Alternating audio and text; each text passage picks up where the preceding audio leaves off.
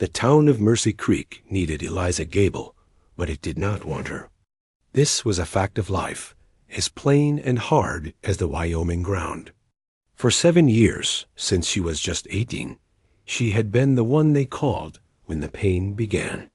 She'd ride out in any weather, her old medical bag bouncing against her leg to bring new life into the world.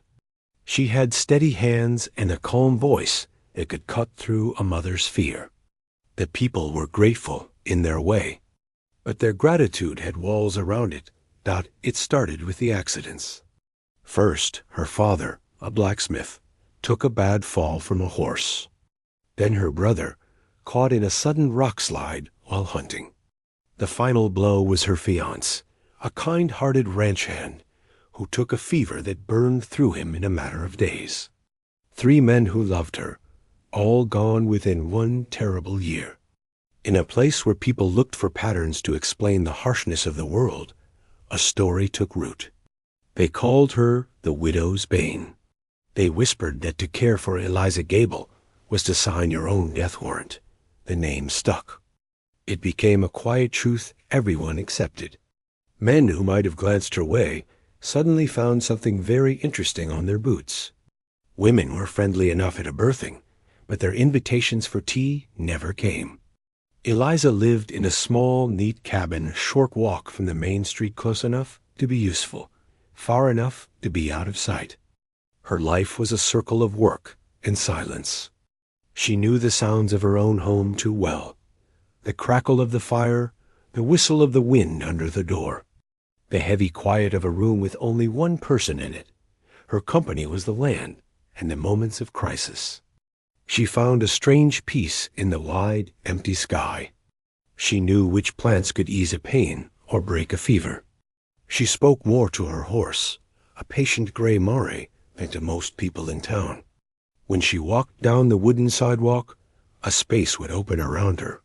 People would nod, a tight, quick movement of the chin, but their eyes slid away. They feared her bad luck might be catching, like a sickness. They took the comfort she brought with her hands, but they offered none in return. One afternoon in late fall, she was coming back from the Miller farm, where a healthy baby boy had just arrived. The air was cold and carried the smell of coming snow. As she guided her horse down the path to her cabin, she saw Old Man Peters from the general store waiting for her. He held his hat in his hands, twisting the brim.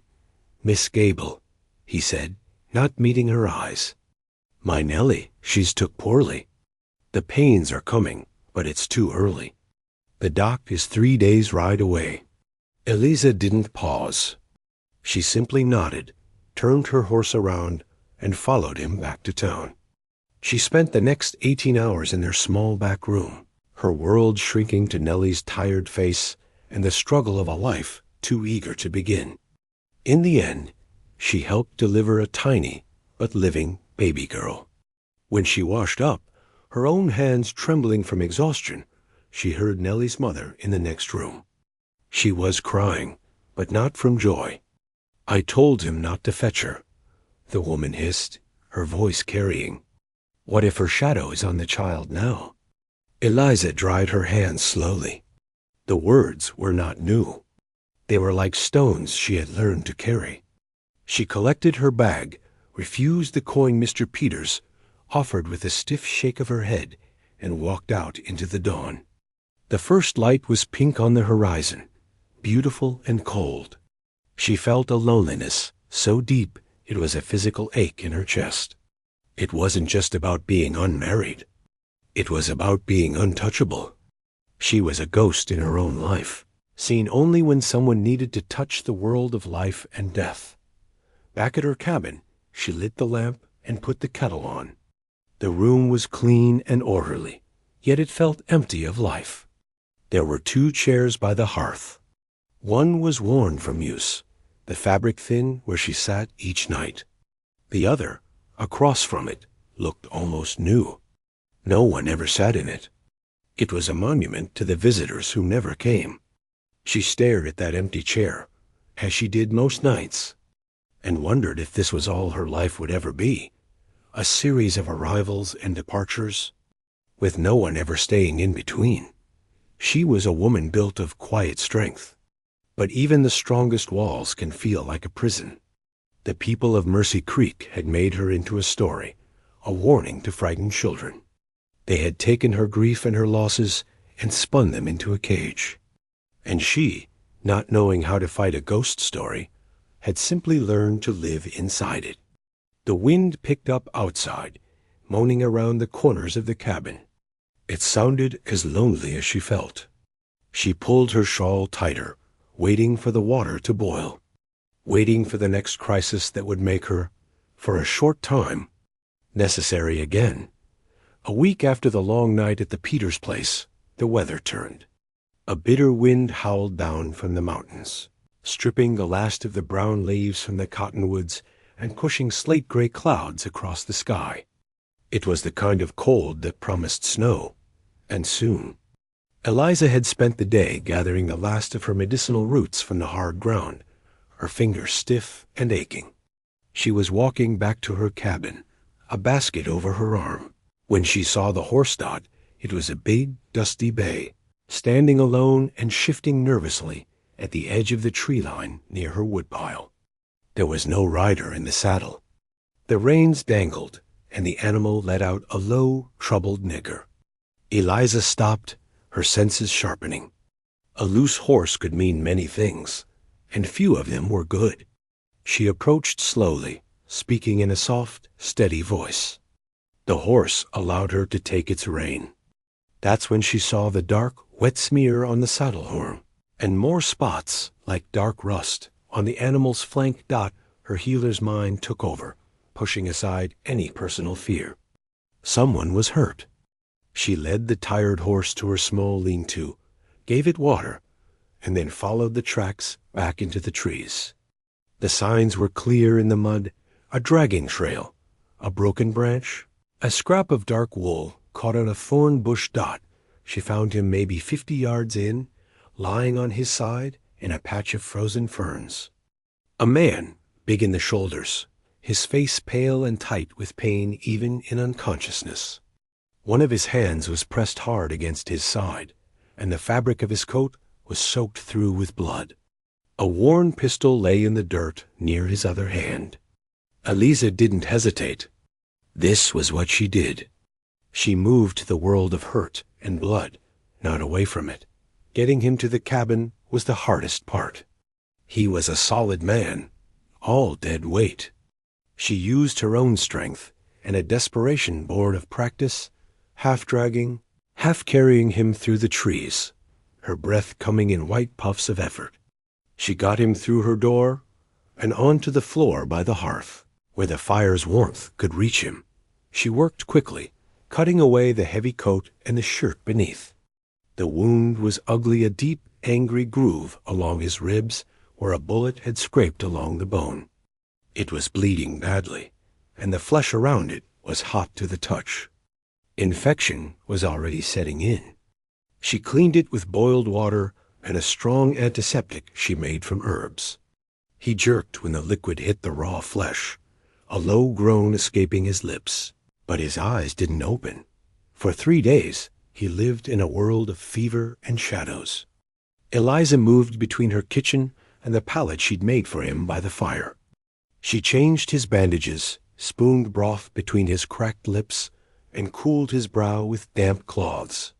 She talked to him a little, not because she thought he could hear, but because the silence in the room felt heavier with another person in it, even an unconscious one. "You're a difficult patient," she'd say softly, wringing out a cloth. "Can't even tell me your name to curse it properly." On the 4th morning, the fever broke. She was stirring a pot of oatmeal when she felt a change in the room. She turned. His eyes were open. They were a clear, cool gray like river stone, and they were fixed on her, watching her every move with an animal alertness. There was no confusion in them, no softness, just a sharp, assessing look. He didn't speak. "You're in my home," she said, her voice calm. "You had a fever from your wound. You've been here 3 days. His gaze slid from her face to the room, taking in the simple table, the 2 chairs, the shelves of jars. His eyes lingered for just a moment on the empty chair by the hearth. Then they came back to her. He gave a single slight nod. It wasn't a thank you. It was an acknowledgement. A fact received. That was the beginning of their strange, silent routine. He healed with the tough, stubborn speed of a wild thing. He never offered his name, and she didn't ask for it. He spoke only when necessary, and his words were like spare coins, spent carefully. Water. Wood needs splitting. His voice was rough. Unused. He watched everything. He saw how she meticulously organized her medicines. He saw the way she would stand at the window sometimes, looking toward the distant lights of town with a stillness that wasn't peace. One afternoon, a boy from the Peters family came running, out of breath. His little sister was coughing something awful, couldn't breathe right. Eliza grabbed her bag and went without a word. When she returned hours later, exhausted, the man was sitting at her table, whittling a piece of kindling with a knife he'd produced from somewhere. The fire was built high, and a simple stew was warming over it. He didn't ask about the child. He just nodded toward the pot. Eat, he said another time. The local deputy, a young man with a nervous mustache, came to her door. He was looking for a stranger. A bounty hunter they'd heard was in the territory chasing the Finch gang. Might be a dangerous fellow, the deputy said, his eyes peering past her into the cabin. Eliza felt, rather than saw, a man in the shadowed corner near the fireplace, completely still. I haven't seen any strangers, she said, her voice flat. I tend to sick folks and deliver babies. Outlaws tend to avoid me. The deputy nodded, believing her completely, and tipped his hat before leaving. She closed the door and leaned against it. The man in the corner hadn't moved a muscle. Finch gang, she stated, not a question. One of them, he replied from the shadows. The youngest. He's here. He didn't offer more, and she didn't want to know. But in that moment, a silent understanding passed between them. She had not given him away. He had seen the deputy's wary distance, had heard the unspoken rules of her isolation. He was a man who lived by watching, by reading the small signs others missed. And in the quiet of that cabin, he was reading her.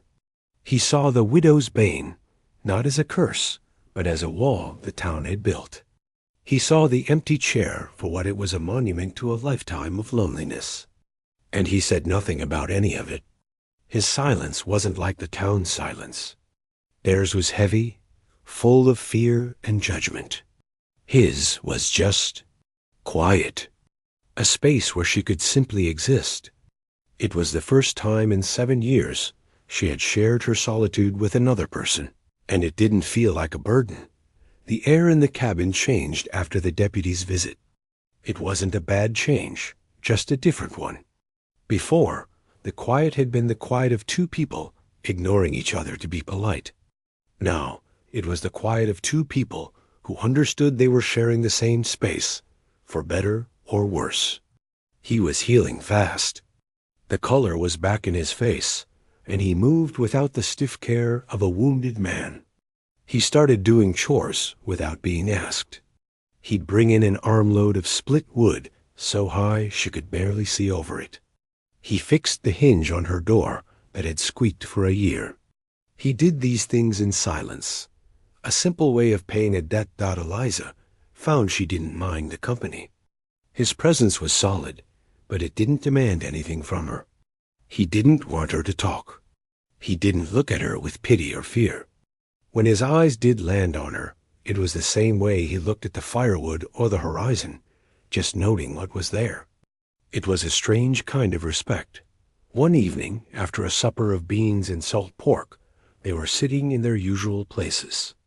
She was in her worn chair by the fire, mending a tear in her good apron. He was across from her, in the chair that had always been empty. He was cleaning his pistol, a careful, practiced ritual. The only sounds were the crackle of the logs, the soft click of metal, and the whisper of her needle through the cloth. She found her eyes drifting to him, to his hands moving with such sure, quiet purpose. "You never asked," she said suddenly, the words out before she could stop them. "About what they call me. The widow's bane." His hands didn't pause. He didn't look up. "People put names on things they're afraid of," he said, his voice a low rumble. "Sometimes the thing is just a thing. Sometimes the name is just a name." It wasn't comfort. It was a fact, plain as dirt. But to Eliza, it felt like a door cracking open. "They believe it," she said, her own voice quiet. "They believe if they care for me, they'll die. So they don't." Finally, he looked up. Those gray eyes met hers in the firelight.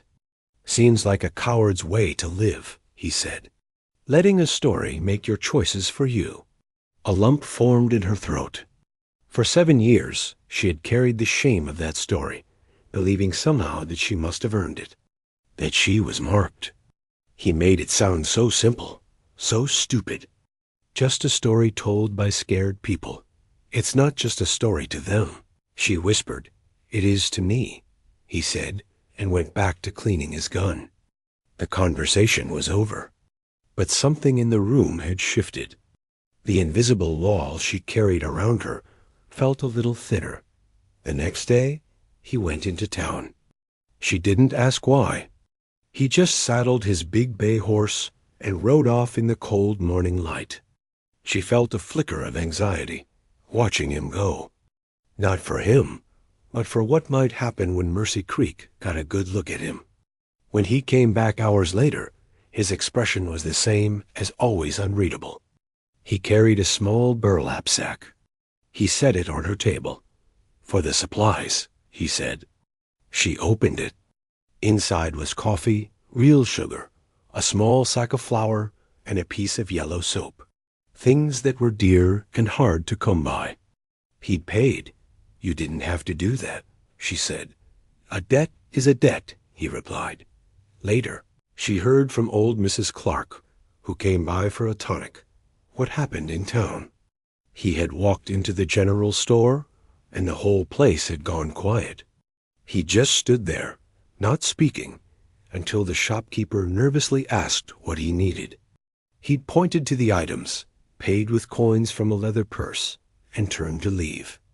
On his way out, he had stopped right in front of a group of men who were always the loudest whisperers about the widow's bane. He hadn't said a word to them. He just looked at them, one after the other, his face like stone. Then he'd walked out. Mrs. Clark said the men had looked away, shuffling their feet like scolded boys. "Who is he, Eliza?" The old woman had asked, her eyes wide. "A patient," was all Eliza said, but she understood what he had done. He hadn't defended her. He hadn't made a speech. He had just stood there, a man unafraid, and his silence had been a challenge. It had forced them to see their own fear, and in that moment, their fear had looked small and silly. That night, he was again in the empty chair. The fire was warm. Eliza was reading an old medical book, not really seeing the words. She felt him looking at her and glanced up. "The man I'm tracking," he said, his first unsolicited words about his business. "He's holed up in the old livery at the west end of town. He's got a girl from the saloon with him. Says he'll hurt her if anyone comes near." Eliza's blood went cold. She knew the girl, a young woman named Lily, who had a sweet smile and a hard life. The sheriff. The sheriff and his men are talking about waiting him out. They're scared of a shootout in town. His voice held no judgment, just a statement of their limits. Every day they wait, he gets more desperate. That girl is in more danger. He looked into the fire, his jaw tight. "I get paid to bring him in, alive or dead. The alive price is higher." The meaning hung in the air. The town's protectors were frozen by fear. This silent, wounded man in her home, this hunter, was the only one who seemed willing to act. Not out of heroism, but because it was the job. Because waiting was worse. Eliza thought of Lily's smile. She thought of the men in the store who couldn't meet this man's eyes. She thought of the empty chair that was now occupied. "What will you do?" she asked. He stood up, the movement fluid and final. "I'll finish it. Tomorrow." He looked down at her, and for the first time, she saw something in his eyes besides cool assessment. It was a question. "When it's done," he said slowly, each word chosen with care, "I'm riding on. This territory is played out." He paused, and the fire crackled loudly in the quiet. "A person could ride with me, if they had a mind to." Eliza's heart stopped. He wasn't talking about Lily. He was looking right at her.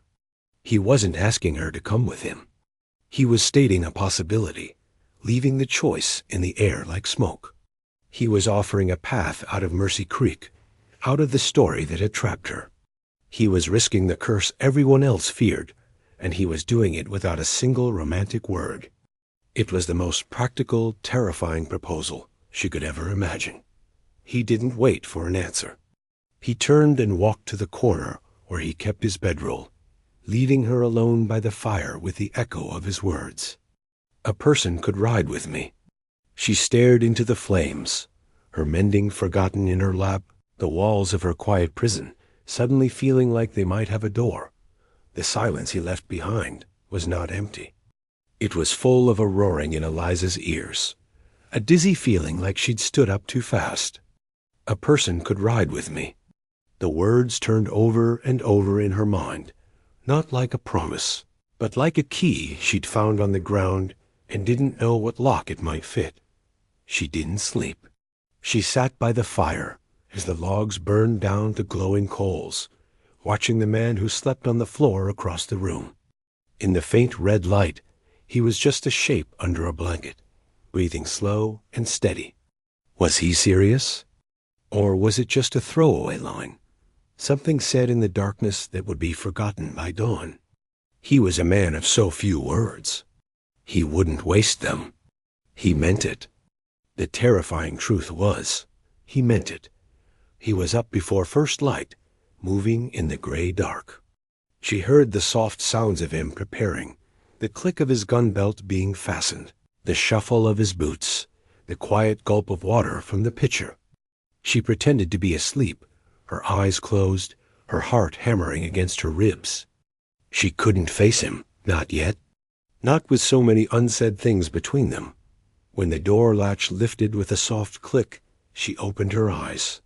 He stood in the open doorway, a tall, dark outline against the pale, cold sky.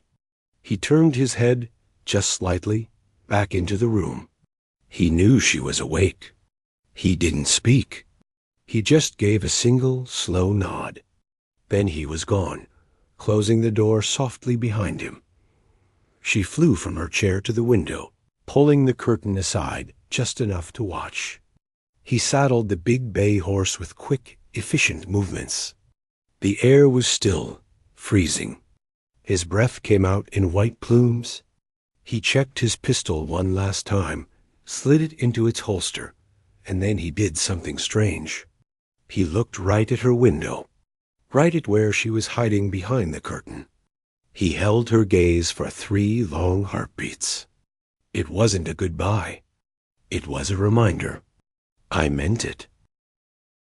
Then he swung up into the saddle and rode toward town, a steady, purposeful walk that ate up the distance.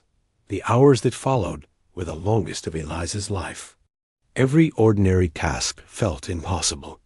Her hands shook as she tried to make tea. She dropped a cup, the smash of porcelain on the floor making her jump. The silence of the cabin, which had felt peaceful with him in it, now felt like a weight pressing down. She was waiting for a sound she dreaded, the distant pop of gunfire. Finally, she couldn't stand it. She wrapped her shawl tight and walked to the edge of the trees where she could see the town. Mercy Creek looked calm under the thin winter sun. Too calm. Then she saw movement. A small crowd was gathering near the old livery at the West End. Her stomach twisted. She was about to turn back, to hide in her cabin and wait for whatever news would come when she saw him. He was walking out of the alley beside the livery, leading his horse. He wasn't hurrying. His walk was the same as when he left steady, sure. Slung over the back of his saddle was a shape, a man, tied and unmoving. From where she stood, she couldn't tell if he was alive or dead, but that wasn't what made Eliza's breath catch. It was what happened next. The sheriff and 2 deputies came out, talking to him, their hands moving. The hunter listened, then pointed toward the saloon. A moment later, the girl, Lily, ran out. She wasn't hurt. She ran to the sheriff, crying, and the sheriff put an arm around her. The hunter didn't watch the happy scene. He was checking the knots on the man across his saddle dot, then he turned. He didn't look at the sheriff, or the grateful girl, or the gawking crowd. He looked up the hill, toward the trees, toward where Eliza stood. He couldn't possibly see her. She was too far and too hidden. But he looked as if he knew. Then he started walking. Not to the sheriff's office to collect a reward.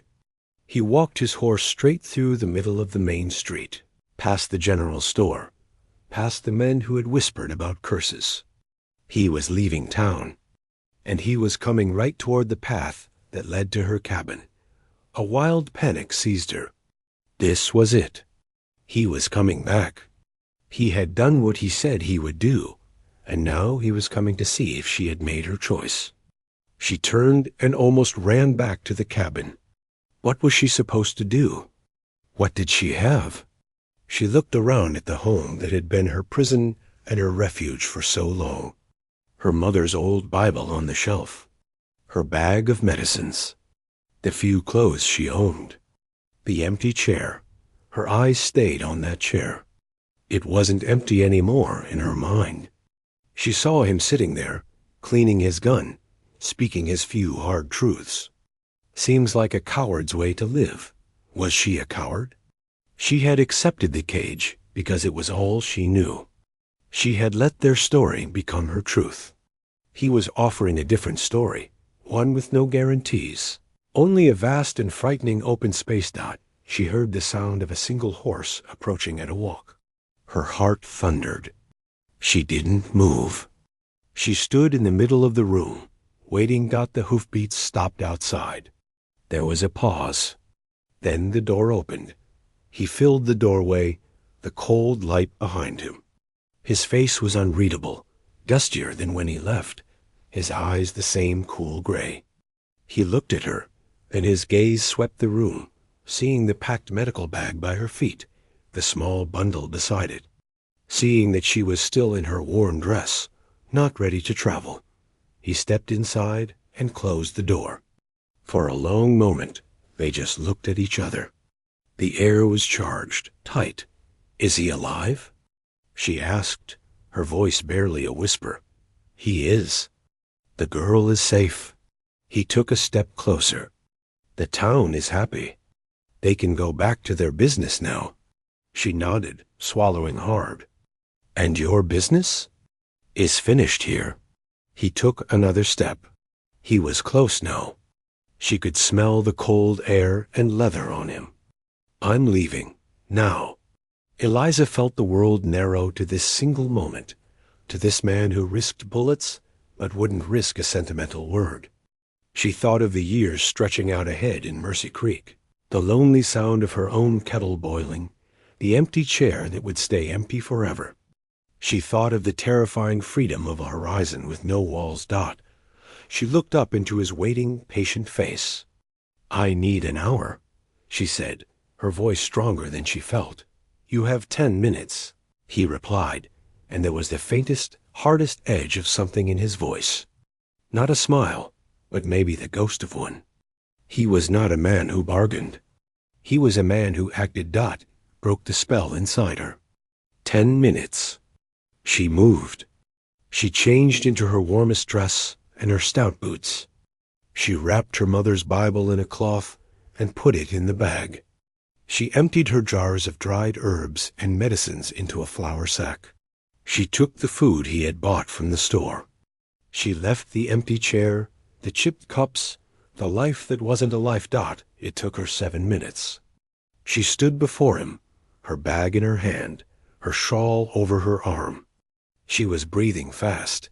He looked her over, gave that single nod of approval. He took her bag and her bundle and walked out. She took one last look around the cabin, at the fire she had let die out. Then she followed him, pulling the door shut behind her. She didn't lock it. He had his horse, and a second, a calm dun mare, already saddled. Where he got it, she didn't ask. He tied her things behind the saddle and held the reins for her. She put her foot in the stirrup and swung up, the movement familiar and steadying. Without a word, he mounted his own horse. He didn't look back at the town. He turned his horse north, toward the open plains and the distant blue mountains. He nudged his horse into a walk. Eliza hesitated for one last trembling second. She looked down the path toward Mercy Creek. Then she turned her mare's head, touched her heels to its sides, and followed the silent gunslinger into the unknown. The world opened up. That was the first thing she felt. The cabin, the town, the narrow, well-worn paths of her life, they all fell away behind them. There was just the vast, pale sky, the endless roll of the land covered in brown grass and scrub, and the steady, plodding sound of the horses. He rode a little ahead, his shoulders relaxed, eyes scanning the horizon. He didn't look back to check on her. It was as if he had simply known she would follow. They rode for hours in a silence that felt different from any she had known. This wasn't the heavy, waiting silence of the cabin. This was the quiet of two people moving through something big. The wind was a constant companion, whispering things she couldn't understand. Her fear was still there, a cold knot in her stomach, but under it was a wild, fluttering feeling she couldn't name. It felt like breathing after being stuck in a small, airless room for years. When the sun started to sink, painting the sky in streaks of orange and purple, he led them down into a shallow draw where a thin creek trickled. He swung down from his horse with a soft grunt. "We'll stop here." He worked without talking, but his movements included her. He handed her the tin kettle to fill from the creek. He nodded toward a patch of dry grass for her to gather for tinder. They built a small, efficient fire together. He made coffee, strong and bitter, and handed her a cup. They ate some of the hard bread and dried meat from his saddlebags. The fire cracking between them, it was only when the dark was complete. A blanket of stars flung overhead so thick it took her breath away, that the questions rose up and choked her. She wrapped her arms around her knees, staring into the flames. The immensity of what she had done settled on her shoulders. What if they're right? The words spilled out, quiet and raw. The people in Mercy Creek. What if? What if the stories are true? What if I'm... She couldn't say the words. What if I'm cursed? He was sitting across the fire, rolling a cigarette. He didn't look up. What if the sky falls tomorrow? He asked, his voice flat. That's not the same, isn't it? He lit the cigarette with a twig from the fire, the flame lighting his stony face for a second. Worrying about a story. You can't shoot a story. You can't outrun it. You can only decide not to feed it. He took a slow drag, the smoke curling up into the dark. I've been shot at, knifed, frozen, and starved. Never once been got by a fairy tale. It was the most he'd ever said at once. It wasn't comfort. It was logic hard as granite. To him, her great fear was just a silly ghost, less real than the cold or the ache in his side where his wound was still healing. But you took a risk, she pressed, needing to understand. Taking me? Why? Now he looked at her. His eyes reflected the firelight. Didn't take you, You chose to come." He paused, choosing his words like he was picking stones from a stream. "I saw a person in a cage." The door was open, but they were too used to the walls to walk out. "Seemed a waste." He flicked the ash from his cigarette. "And I got used to the quiet you keep. It's a good quiet." Her face grew warm, and she was glad for the dark. He hadn't said he loved her. He hadn't said she was beautiful or promised her an easy life. He'd said her quiet was a good quiet. He'd said it was a waste to stay in a cage. In his own strange way, he had seen her, the real her, more clearly than anyone ever had. The days began to blend into a new rhythm. They rode, they made camp, they shared the work. He taught her, in his few-word way, how to read the land for water, how to spot the best place to make a cold camp with no fire. She showed him which wild plants could flavor a bland stew, how to make a poultice for the horse's sore muscles. It was a partnership built on necessity and a deep, unspoken respect. They came upon a small homestead one afternoon, a lonely place with a crying woman holding a feverish child. Eliza was off her horse before he could saint.